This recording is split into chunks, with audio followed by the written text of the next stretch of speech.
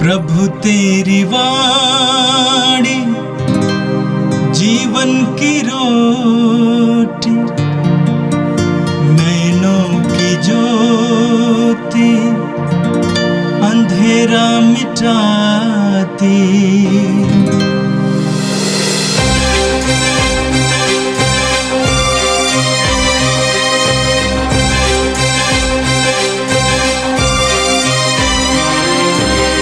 प्रभु तेरी वाणी जीवन की रोटी, नैनों की ज्योति अंधेरा मिटाती।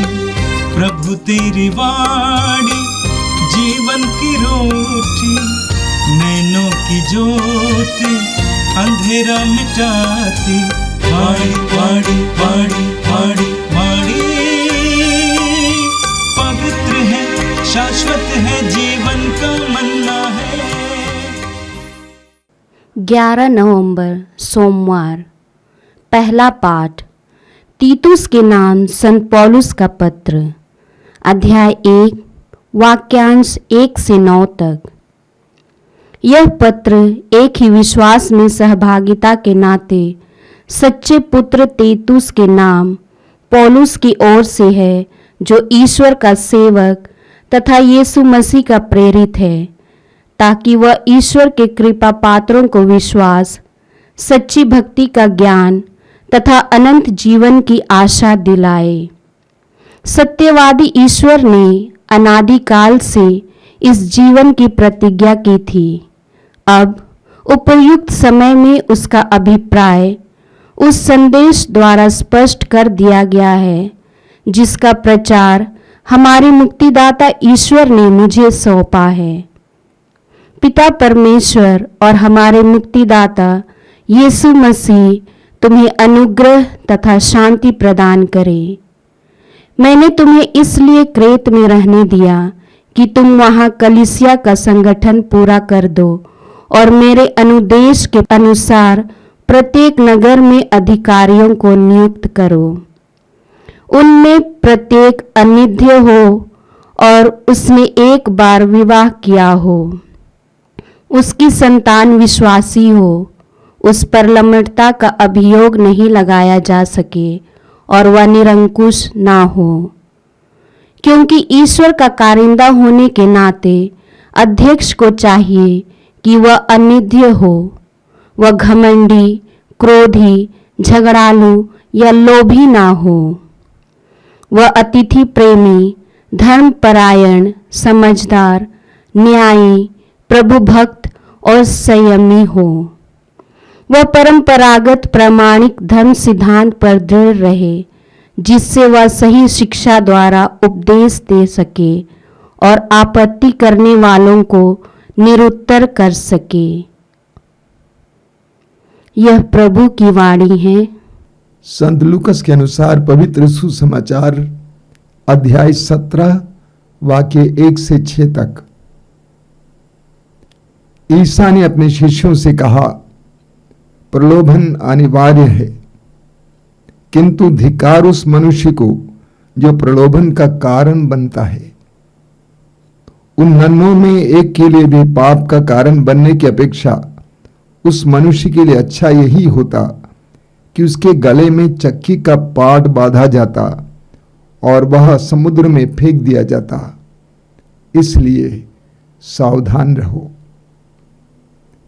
यदि तुम्हारा भाई कोई अपराध करता है तो उसे डांटो, और यदि वो पश्चाताप करता है तो उसे क्षमा कर दो।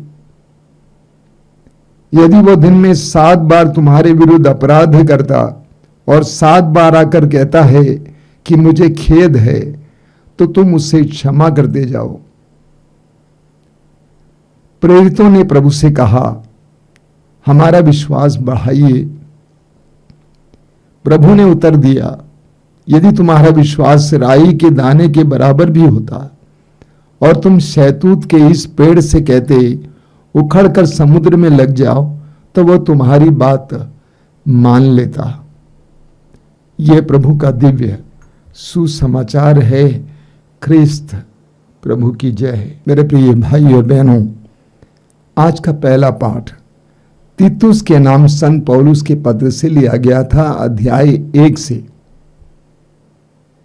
तीतुस गैर यहूदी थे और उन्होंने यीशु को ग्रहण किया था। और तीतुस प्रेरित चरित्र में हम पढ़ेंगे कि पौलुस के सहयोगी थे, सुसमाचार की घोषणा में साथ देते थे। संत पौलुस सुसमाचार के प्रति इतना समर्पित थे कि जिन्होंने सुसमाचार पर विश्वास किया और यीशु को ग्रहण किया, उनको पौलुस अपने पुत्र पुत्रियां कहते हैं। विश्वासियों के साथ पौलुस का एक आध्यात्मिक और गहरा रिश्ता था, पिता पुत्र पुत्री का रिश्ता। आज के पाठ में हमने सुना कि कैसे पौलुस तीतुस को संबोधित करते हैं। तीतुस को पौलुस कहते हैं कि सच्चे पुत्र तीतुस। तीतुस को विश्वास में दृढ़ और सुसमाचार की घोषणा में प्रयत्नशील होने के कारण पौलुस कहते हैं कि वह मेरे पुत्र हैं। और पौलुस अपने आप को क्या कहते हैं? पौलुस अपने आप को ईश्वर का सेवक और ईसा मसीह का प्रेरित कहते हैं। क्या के लिए? ताकि वो ईश्वर की कृपा पात्रों को विश्वास, सच्ची भक्ति का ज्ञान और अनंत जीवन की आशा दिलाए। पौलुस कहते हैं कि प्रभु ने मुझे चुना है और सेवक नियुक्त किया है ताकि मैं लोगों को विश्वास का वरदान दिला दूं और सच्ची भक्ति का ज्ञान दूं और अनंत जीवन की आशा दिलाऊं। एक बहुत बड़ा कार्य है। आगे पौलुस तीतुस को बताते हैं कि मैंने तुम्हें इसीलिए क्रेत में रहने दिया कि तुम वहां कलीसिया का संगठन पूरा कर दो और मेरे अनुदेश के अनुसार प्रत्येक नगर में अधिकारियों को नियुक्त करो, अध्यक्षों को नियुक्त करो। उसके बाद पौलुस कहते हैं कि कलीसिया के अध्यक्षों में, अगुओं में कौन कौन सा गुण होना चाहिए। सबसे पहले उनमें प्रत्येक अनिंद्य हो। अनिंद्य मतलब क्या है? जो निंदनीय ना हो, जिसके अंदर बुराइयां ना हो, जिसके बारे में लोग बुरा ना कहें, जो दूसरों के लिए बुरा उदाहरण ना हो, जो अनिंद्य हो। और एक पत्नी व्रत हो, जिसकी एक ही पत्नी हो, एक ही नारी के साथ वैवाहिक जीवन को ईमानदारी से जी रहा हो, उसकी संतान विश्वासी हो। ऐसे लोगों को नहीं चुनना जिनकी संतान विश्वासी नहीं है। ऐसे लोगों को अध्यक्ष चुनना जिनकी संतान विश्वासी हो। कैसे कलीसिया की अगुवाई कोई कर सकता है जब उसके ही परिवार के लोग उसके विरुद्ध हैं या प्रभु में नहीं हैं? आगे उस पर लंपटता का अभियोग नहीं लगाया जा सके। यानी लंपटता मतलब अंधाधुंध जीवन जीना, अनैतिक जीवन जीना। ऐसे लोगों को धर्माध्यक्ष नहीं बनाना। और वो निरंकुश ना हो, यानी बहुत ज्यादा अपने अधिकार पर जोर देने वाला ना हो, जो जबरदस्ती करने वाला ना हो। ऐसे लोगों को अध्यक्ष नहीं बनाना, क्योंकि ईश्वर का कारिंदा होने के नाते अध्यक्ष को चाहिए कि वो अनिंद्य हो। अगर कलीसिया का अगुआ, कलीसिया का अध्यक्ष, उसके अंदर कई कमियां हैं, खामियां हैं और लोग उसकी अवहेलना करते हैं, उसका अपमान करते हैं, तो कलीसिया का ही अपमान होता है, प्रभु का ही अपमान होता है। अध्यक्ष को घमंडी नहीं होना चाहिए। जो अध्यक्ष होता है उसको घमंडी नहीं होना चाहिए, उसको नम्र होना चाहिए यीशु की तरह। प्रभु यीशु मत्ती के सुसमाचार के अध्याय 11 वाक्य 29 में कहते हैं, मुझसे सीखो, मैं स्वभाव से नम्र और विनीत हूं। अध्यक्ष को नम्र होना चाहिए, अध्यक्ष को क्रोधी नहीं होना चाहिए, जो हर बात में गुस्सा करने वाला ना हो। ऐसे लोगों को अगुआ नहीं बनाना, अध्यक्ष नहीं बनाना। वो मद्य सेवी ना हो, यानी मदिरा पीने वाला, दारू पीने वाला ना हो। ऐसे लोगों का कोई भरोसा नहीं है। इसीलिए इस बात का ख्याल करना कि अध्यक्ष को मध्य से भी नहीं होना चाहिए, उसको झगड़ालू नहीं होना चाहिए, यानी लोगों में झगड़ा लगाने वाला नहीं होना चाहिए, दलबंदी बनाने वाला नहीं चाहिए, अनायास ही लोगों से झगड़ा करने वाला, छोटी छोटी बातों के लिए ऐसे लोगों को अध्यक्ष नहीं बनाना चाहिए। आगे उसको लोभी नहीं होना चाहिए, उसके अंदर लालच नहीं होना चाहिए, किसी भी बात का लालच, चाहे पैसे का लालच हो, पद का लालच हो, अन्य चीजों का लालच हो, उसके अंदर लालच नहीं होना चाहिए। उसके अंदर और क्या क्या गुण होना चाहिए? वह अतिथि प्रेमी हो, वह लोगों के प्रति प्रेमपूर्ण बर्ताव करने वाला हो। अतिथि किसको कहते हैं? जो बिना बिताए आते हैं। अतिथि जितने भी लोग उनके पास आए उनके प्रति अच्छा व्यवहार करने वाला हो, जो धर्म परायण हो, यानी अपने विश्वास में अटल हो और उसके लिए प्रयत्नशील हो, वो समझदार हो।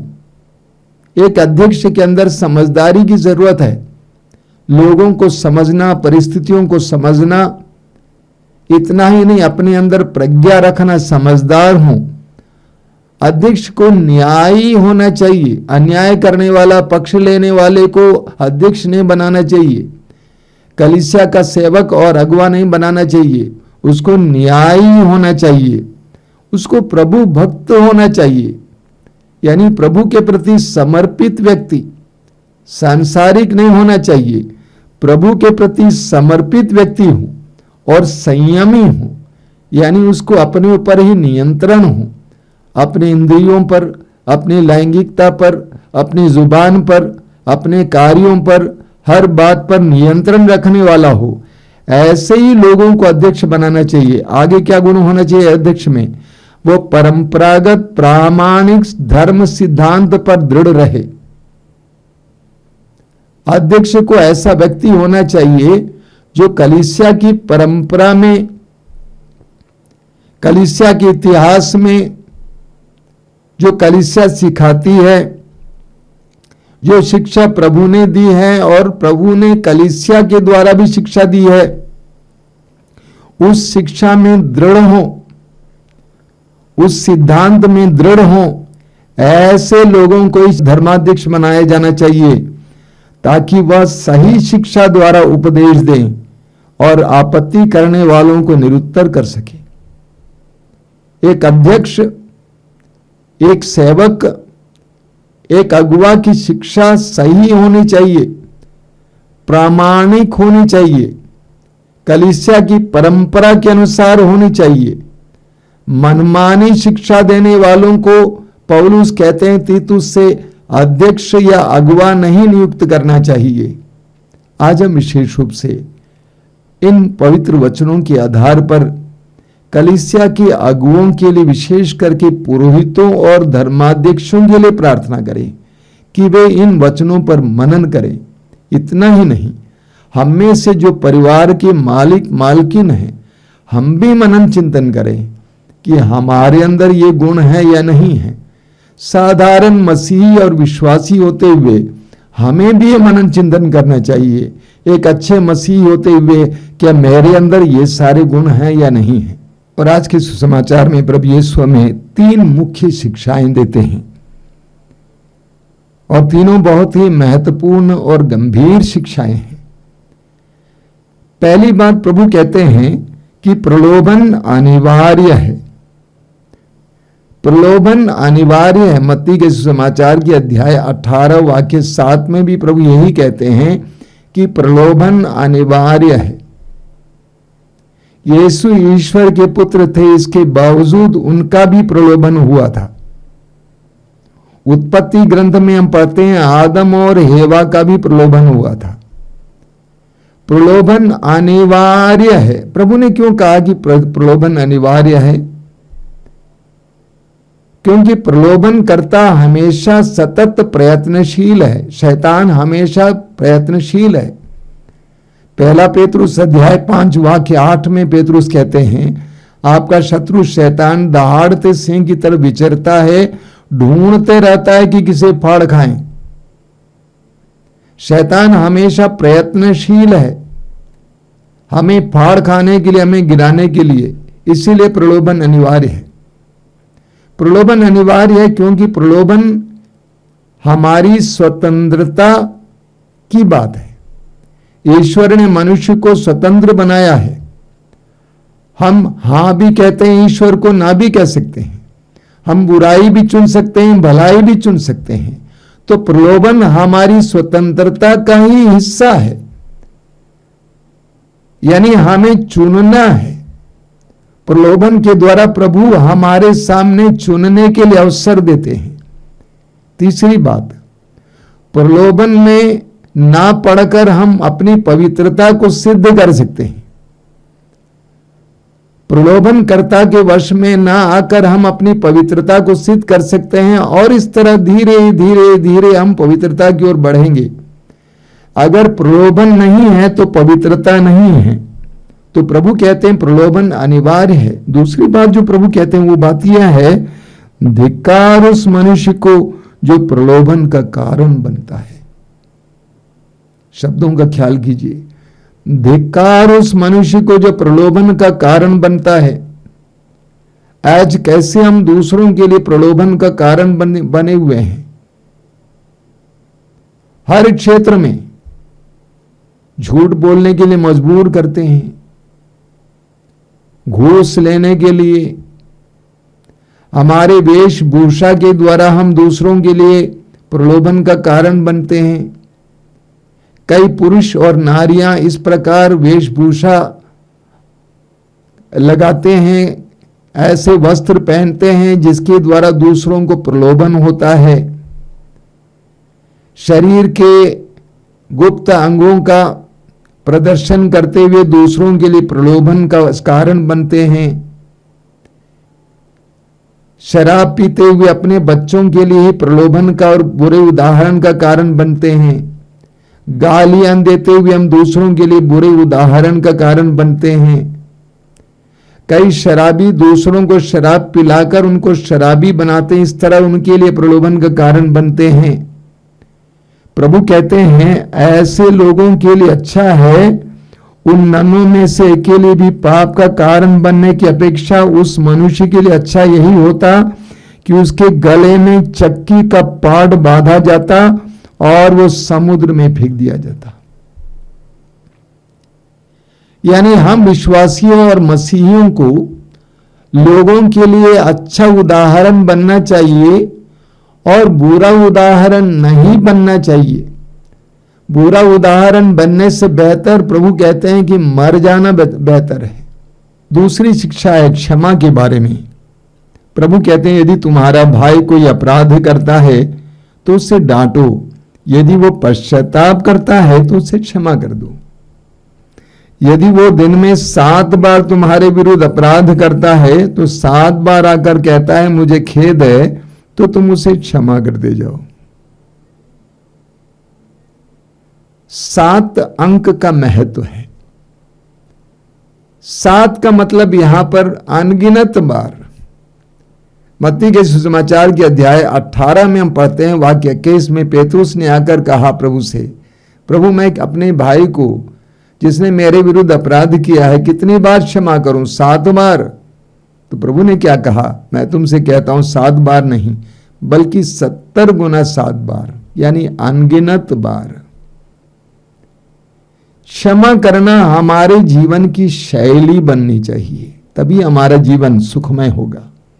तो प्रभु कहते हैं यदि तुम्हारा भाई जो तुम्हारे विरुद्ध अपराध करता हो 7 बार करे दिन में, आकर क्षमा मांगे, क्षमा करना। यानी क्षमा करना तुम्हारे जीवन की शैली बने। तीसरी शिक्षा विश्वास के बारे में है। वचन में लिखा हुआ है प्रेरितों ने प्रभु से कहा हमारा विश्वास बढ़ाइए।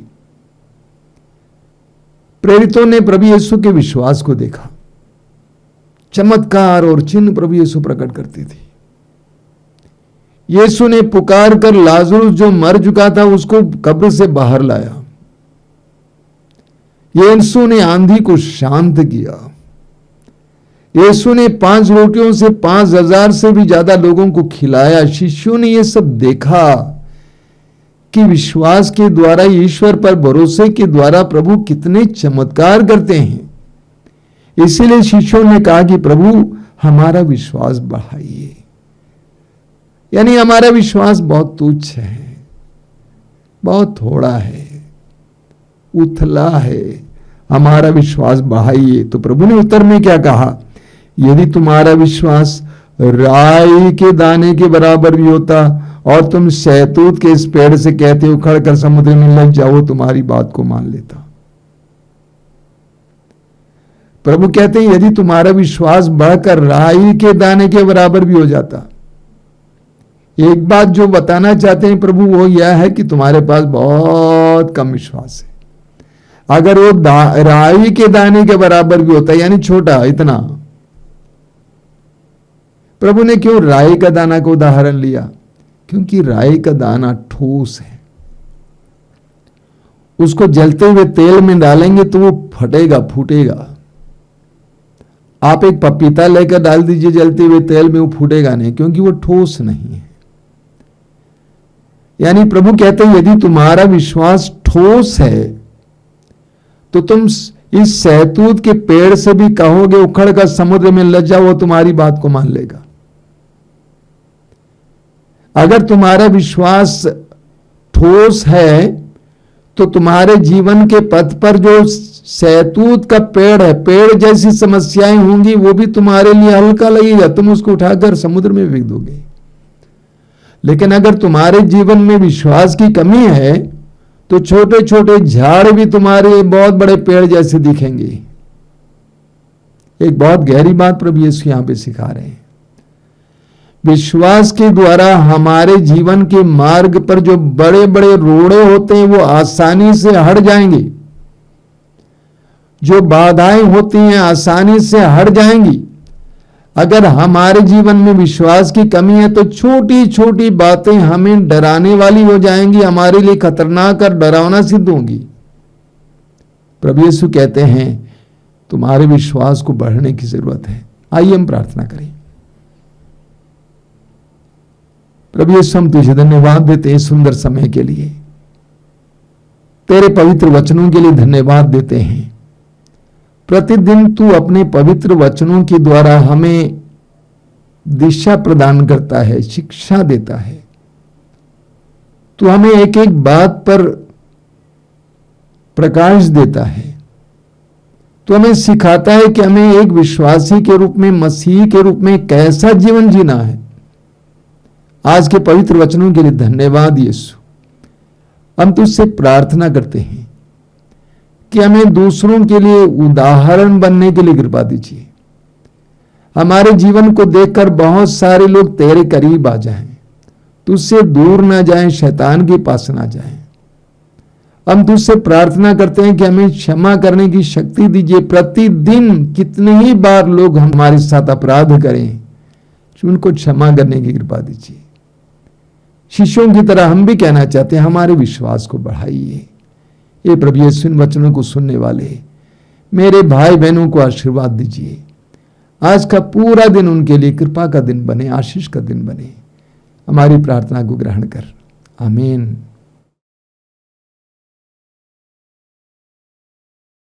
प्रभु तेरी वाणी जीवन की रोटी, नैनों की ज्योति अंधेरा मिटाती।